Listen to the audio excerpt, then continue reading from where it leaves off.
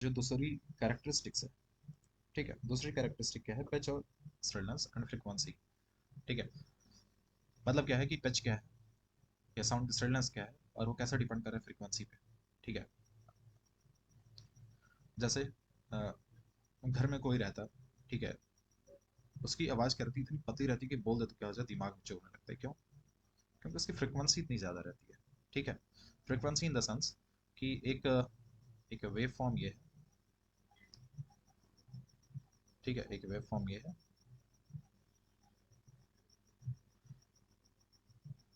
और एक wave form, ठीक है, ये है। मतलब जितने टाइम में ये एक वेवलेंथ पर चल रहा है उतने में ये क्या कर रहा है, दो वेवलेंथ पूरा कर ले रहा है। ठीक है, एक तरफ एक क्रस्ट, एक तरफ एक क्रस्ट पूरा कर जा रहा है। मतलब इसकी फ्रिक्वेंसी क्या है, इसके कंपैरिजन में ज़्यादा है। ठीक है, तो जिसकी फ्रिक्वेंसी ज़्यादा रहेगी, ठीक है, तो जिसकी फ्रिक्वेंसी ज़्यादा रहेगी उसे एक्यूट या स्ट्रेल कहेंगे। ठीक है, स्ट्रेल नोट कहेंगे। और जिसका वेवलेंथ क्या रहेगा, ज़्यादा रहेगा, ठीक है, और कह सकते हैं फ्रिक्वेंसी कम रहेगा, उसे ग्रैव या फ्लैट साउंड कहेंगे। कह सकते हैं भारी आवाज़ और हल्की आवाज़, पतली आवाज़ कह सकते हैं उसे। ठीक है, तो मतलब क्या है कि अगर सेम इंस्ट्रूमेंट हो, ठीक है, मतलब एम्पलीट्यूड सेम हो, ठीक है, लेकिन उसका क्या हो सकता है कि उसका पिच अलग हो सकता है। क्यों? क्योंकि उसकी फ्रिक्वेंसी अलग हो सकती है। ठीक है, कुछ इंस्ट्रूमेंट होते हैं जिनकी आवाज़ बहुत पतली होती है, कान में जाके लगती है थोड़ी थोड़ी। ठीक है, और कुछ का क्या होता है, एकदम स्मूथ होता है। ठीक है, और ऐसे ही कुछ हम कंपैरिजन कर सकते हैं कि एक सॉन्ग है बेबी को बेस पसंद है। बेस का मतलब क्या है कि भारी आवाज़। जैसे अगर हम देखें कुछ साउंड बॉक्स रहता है तो उस पर क्या सेटिंग रहता है, उस पर एक जगह क्या लिखा रहता है, बास लिखा रहता है, कुछ ऐसे लिखा रहता है। और दूसरा क्या लिखा रहता है, ट्राइबल लिखा रहता है, आई थिंक ट्राइबल ही रहता है।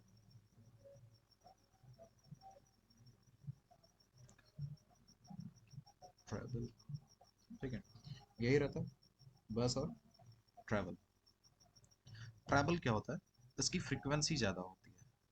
ठीक है, और इसकी फ्रीक्वेंसी क्या होती है, कम होती है। ठीक है, और इसका वेवलेंथ क्या होता है, ज़्यादा रहता है। ठीक है, भारी रहता है। ठीक है, जैसे अगर कुछ गाना बज रहा है तो उसमें हम बेस बढ़ा दें। अगर बेस बढ़ा दें तो क्या होगा, ड्रम की आवाज़, ठीक है, ड्रम की आवाज़, तबला की आवाज़, ढोलक। ठीक है, कह सकते हैं जो परकूसिन, जो परकूसिन होता है, ठीक है, इंस्ट्रूमेंट। ठीक है, परक्यूशन मतलब जो एक सरफेस होता है जिसपे पीट पीट के बजाता है। ठीक है, उसे परक्यूशन कहते हैं। और ट्रैवल में क्या रहेगा, अगर ट्रैवल को हम बढ़ा देंगे तो ट्रैवल में क्या हो जाएगा, जो श्रिल आवाज़ होती है, ठीक है, जो पतली आवाज़ आती है, जैसे फ्लूट की आवाज़ है। ठीक है, फ्लूट की आवाज़ है, और कह सकते हैं घुंघरू की आवाज़ है, घुंघरू की आवाज़ है। ठीक है, इन सब की आवाज़ आने लगती है। ठीक है, बेल्स की जो आवाज़ होती है, ठीक, इन सब की आवाज़ ज़्यादा आने लगती है। मतलब ट्रैवल बढ़ाएंगे तो जिनकी पतली आवाज़ होती है वो ज़्यादा सुनाई देगा, बेस बढ़ाएंगे तो जो परकूसियन इंस्ट्रूमेंट होता है उनकी आवाज़ ज़्यादा आने लगती है। ठीक है, तो यहाँ से हम समझ सकते हैं पिच को भी। जिसकी फ्रिक्वेंसी ज़्यादा है उसका पिच ज़्यादा, जिसकी फ्रिक्वेंसी कम है उसको लाउडनेस की फ़र्क नहीं है यहाँ पे। यहाँ बात हो रही है कि वो मतलब एम्पलीट्यूड यहाँ पे सेम है, बस डिफरेंस की बात आ रही है किसका, उसके साउंड में। ठीक है, उसके फ्रिक्वेंसी के वेरिएशन की वजह से क्या हो रहा है, उसमें वेरिएशन आ रहे हैं। ठीक है, आगे क्या है, अगर कुछ एग्जाम्पल्स देखें तो होगा क्या कि जैसे कुछ गिटार ले लेते हैं। ठीक है, गिटार में क्या होता है, अब जैसे यहाँ पे हमने गिटार लिया था, फिर से देख लेते हैं। गिटार में क्या होता है, पतली स्ट्रिंग होती है, ठीक है, फिर उससे थोड़ी सी मोटी रहती है, फिर उससे मोटी रहती है, ठीक है, फिर बहुत ज़्यादा मोटी, फिर उससे भी मोटी रहती है। ठीक है, ऐसा होता है। इसमें होता क्या है, और ऊपर देखेंगे तो नॉब लगे रहते हैं, जितनी स्ट्रिंग रहती है उतने नॉब लगे रहते हैं। ठीक है, और ये जाके उससे जुड़ी रहती है। जुड़ने का मतलब क्या है कि उसको थोड़ा सा ढीला या टाइट कर सकते हैं। ठीक है, कर सकते हैं। करने का इन द सेंस कि हम इसकी टेंशन को हम इंक्रीज या डिक्रीज कर सकते हैं। और हम देखे थे क्या, एफ जो होता था 1/12 t upon pi r square d. ठीक है, ये फ्रीक्वेंसी की बात हो रही है, मतलब टेंशन के डायरेक्टली प्रोपोर्शनल हो रहा था। ठीक है, तो जितना ज़्यादा टेंशन रहेगा और जो पतला वाला स्ट्रिंग रहता है उसमें सबसे ज़्यादा टेंशन रहता है, वो सबसे ज़्यादा वाइब्रेट करता है। ठीक है, और उस वाइब्रेशन की वजह से उसकी फ्रीक्वेंसी हाई रहती है और उसका आवाज़ श्रिल रहता है। ठीक है, मतलब पतला आवाज़ रहता है।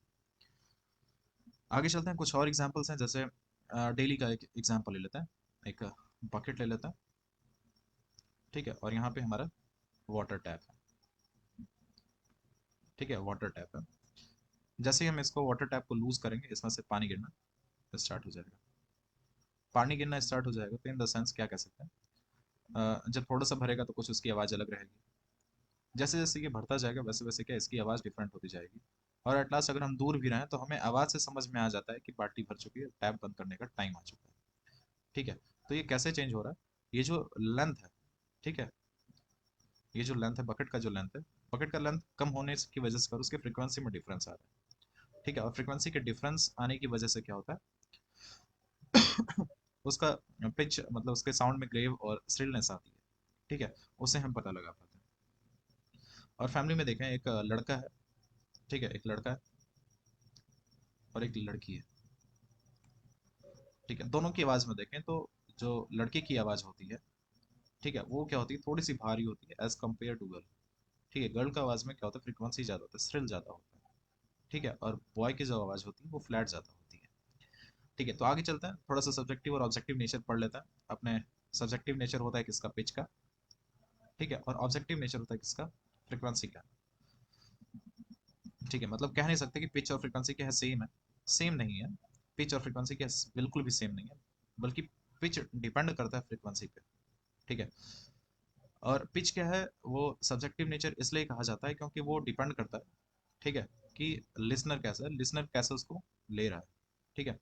एक ही साउंड, सेम साउंड क्या है, अलग अलग लोगों के लिए क्या हो सकती है, थोड़ी सी कम पिच वाली हो सकती है, थोड़ी सी ज़्यादा पिच वाली हो सकती है, ठीक है। और वहीं दूसरी तरफ बात करें तो फ्रीक्वेंसी क्या है, टोटली मेजरेबल क्वांटिटी है, मतलब एक टाइम पीरियड में जितना वेवलेंथ वो चलेगा वो इसकी फ्रीक्वेंसी होगी, तो मतलब ये मेजरेबल क्वांटिटी, ऐसा नहीं है कि हम देखेंगे तो अलग फ्रीक्वेंसी आएगा, तुम नोट करोगे तो अलग फ्रीक्वेंसी आएगा, ठीक है। तो फ्रीक्वेंसी क्या है, ऑब्जेक्टिव इन नेचर होता है, और पिच क्या है, सब्जेक्टिव इन नेचर होता है, क्योंकि वो डिपेंड कर रहा है लिसनर पर, ठीक है। मतलब जैसे कुछ लिसनर होता है, कि अगर कोई बोलता है उसके पिच में, उसके साउंड में पिच होता है, मतलब फ्रीक्वेंसी ज़्यादा होती है तो समझ नहीं पाता है, ठीक है। अगर मान लो किसी से बात करते हो तो उसकी जब साउंड की फ्रीक्वेंसी ज़्यादा होती है तो कुछ चीज़ें हम पकड़ नहीं पाते, ठीक है, समझ नहीं पाते हैं, बार बार उनसे पूछना होता है क्यों, और वही आवाज़ जो उसके पास रह रहा है, जो हैबिचुअल उसकी आवाज़ को सुनने का, वो आराम से पहचान लेता है, ठीक है। तो ये डिपेंड करता है लिसनर पे, और जबकि फ्रीक्वेंसी क्या है, टोटली मेजरेबल है, तो उससे कोई दिक्कत नहीं होती है। आगे क्वालिटी की बात करता है। क्वालिटी सबसे अच्छा एग्जाम्पल होता है कि हमारे फ़ोन पे एक कॉल आता है, ठीक है, यहाँ पे कुछ नंबर शो कर रहा होता है, ठीक है, हम यहाँ पे फ़ोन को उठा लेते हैं, फ़ोन को उठाते हैं, नंबर सेव नहीं है, लेकिन उधर से एक आवाज़ आती है, हेलो, ठीक है, हेलो, हेलो उसके बोलते ही हम क्या करते हैं, समझ जाते हैं कि कौन बोल रहा है, ठीक है, कौन बोल रहा है, क्यों, क्योंकि उसके आवाज़ की क्वालिटी हम जानते हैं, ठीक है, उसका आवाज़ का वेव फॉर्म कैसा होता है, ठीक है, हम ट्रैक तो नहीं कर पाते लेकिन समझ पाते हैं कि उसमें लाउडनेस कितना है, ठीक है, उसकी आवाज़ में पिच कितना है, ठीक है। इन सब सारी चीज़ों से हम समझ पाते हैं कि वो बोल कौन रहा है, ठीक है। फ़ोन कॉल आया, पापा का फ़ोन है, पहचान जाते हैं, ठीक है, पापा का मोबाइल का रिचार्ज खत्म हुआ, दूसरे के मोबाइल से करना है, आवाज़ सुनते ही समझ जाते हैं कि हाँ, उनका फ़ोन आ रहा है, ठीक है। तो ये सारी चीज़ें हैं क्वालिटी के बारे में, इसको टिम्बर भी कहते हैं, एंड वेव फॉर्म कहते हैं, ठीक है। एंड वेव फॉर्म कैसे क्वालिटी वेव फॉर्म पर डिपेंड करता है, ये देखेंगे। Quality of A sound is the characteristics which distinguishes the two sound of same loudness, ठीक है, मतलब एम्पलीट्यूड सेम, ठीक है, एंड सेम पिच, मतलब frequency same, but emitted by two different instrument because of change in their waveform, ठीक है। दो दो इंस्ट्रूमेंट और दोनों से सेम लाउडनेस की आवाज़ आ रही है, उनका पिच सेम है, लेकिन है क्या कि उसका वेव फॉर्म अलग है, ठीक है। जैसे हम देखे देखे ट्यूनिंग फॉक में, ट्यूनिंग फॉक का क्या नेचुरल फ्रीक्वेंसी होता है, नेचुरल फ्रीक्वेंसी मतलब उसकी फ्रीक्वेंसी फिक्स है, अगर उसकी बात करें तो वो अपने हिसाब से ऐसे ऐसे ऐसे ऐसे स्मूथली चलता रहेगा, ठीक है। लेकिन कोई हारमोनियम या पियानो ले लेता, ठीक है, उसमें क्या होता है कि उसका वेव फॉर्म कुछ अलग रहेगा, ठीक है।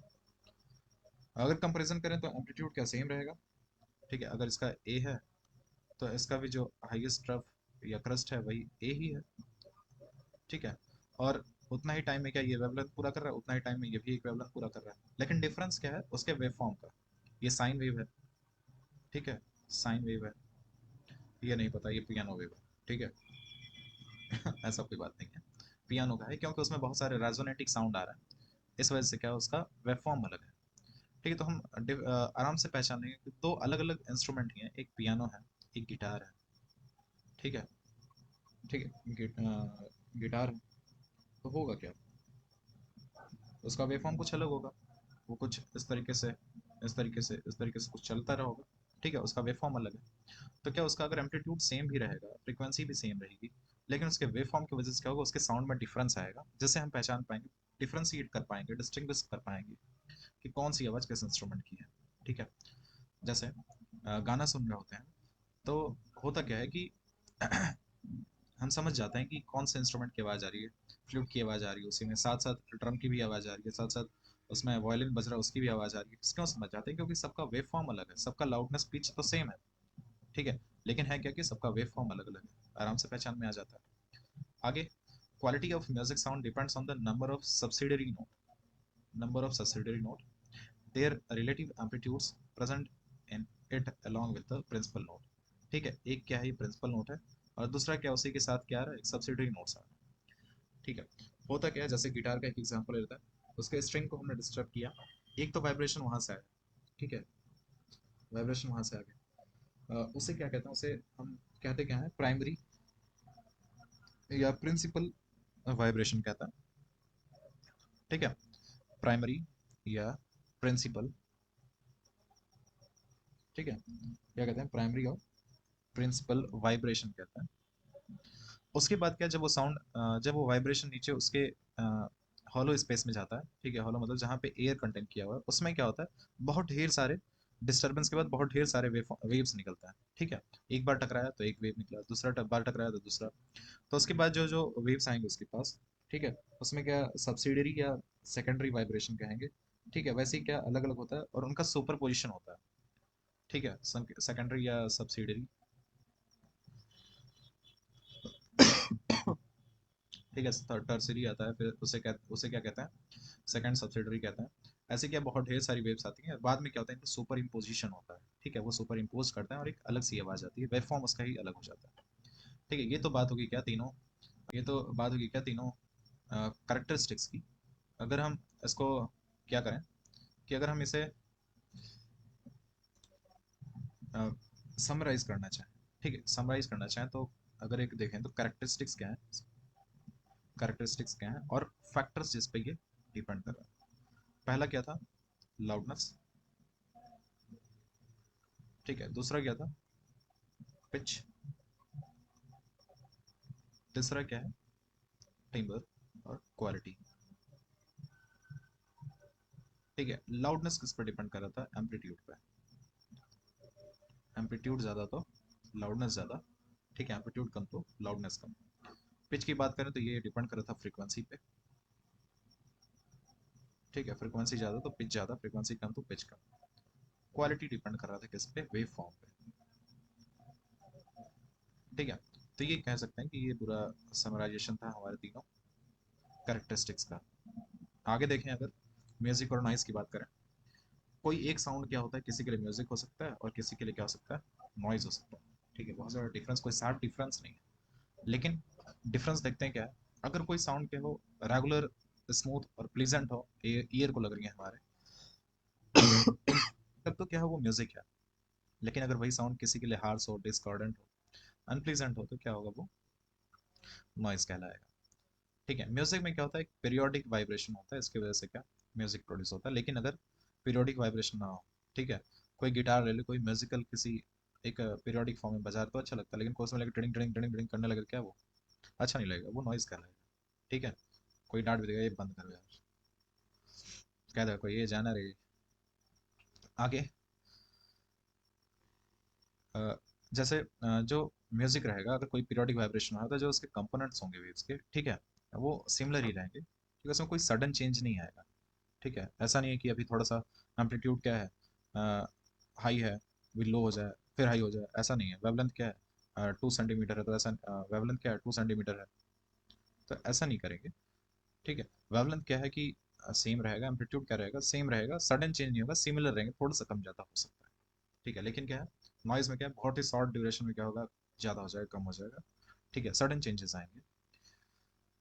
जो लेवल ऑफ लाउडनेस है, ठीक है, 10 डेसिबल टू 30 डेसिबल रहेगा तो वो म्यूजिक कहलाएगा, लेकिन अगर एबव 120 डेसिबल हो जाए तो वो नॉइज़ कहलाने लगेगा, ठीक है। शादी में जाओ, म्यूजिकल इंस्ट्रूमेंट बज रहा है, ठीक है, डीजे पे, तो बड़ा अच्छा लगता है, लेकिन वही धमाधम उसी में गाना बजे जा रहा है, ठीक है, गुस्सा आने लगता है, क्यों? क्योंकि वो नॉइज़ हो जाता है।